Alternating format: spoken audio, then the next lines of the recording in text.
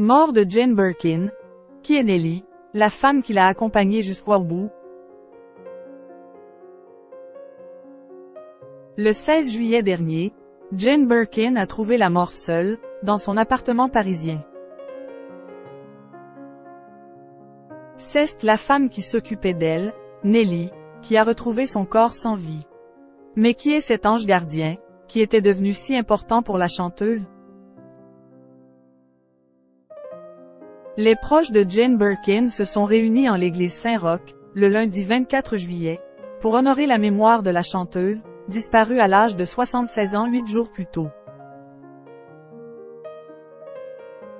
Les hommages se sont succédés au sein du lieu sacré, alors que ses proches, notamment ses deux filles Charlotte Gainsbourg et Lou Doyon, ont fait des discours poignants devant l'Assemblée. Si Jacques Doyon, le père de Lou, était absent lors de la cérémonie, Olivier Rollin, dernier compagnon de Jane Birkin, avait quant à lui fait le déplacement et avait même écrit un discours particulièrement fort. Enveloppée par l'amour de ses filles, mais également de ses petits-enfants, dont elle était très proche, Jane Birkin s'est pourtant éteinte seule, dans son appartement parisien. Dans leur communiqué, Charlotte Gainsbourg et Lou Doyon avaient confirmé que leur mère avait, de sa propre initiative, passé cette dernière soirée seule. Dans les colonnes de Paris Match, on apprenait par la suite que c'est la femme chargée de lui faire ses repas qui l'a trouvée endormie dans son lit le 16 juillet au matin.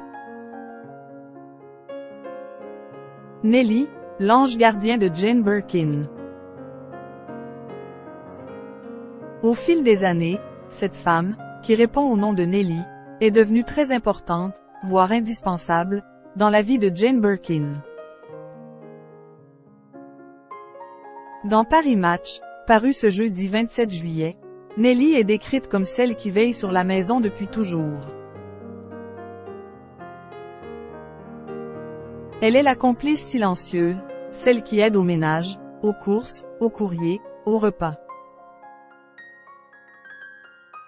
Elle est devenue, au fil des années, une présence rassurante pour Jane, presque une amie, écrivent nos confrères. Le 16 juillet au matin, alors qu'elle venait préparer le petit déjeuner de la chanteuse, Nellie a finalement retrouvé Jane Birkin sans vie, inanimée dans un fauteuil. Une douleur immense pour elle et ceux qui ont profondément aimé Jane.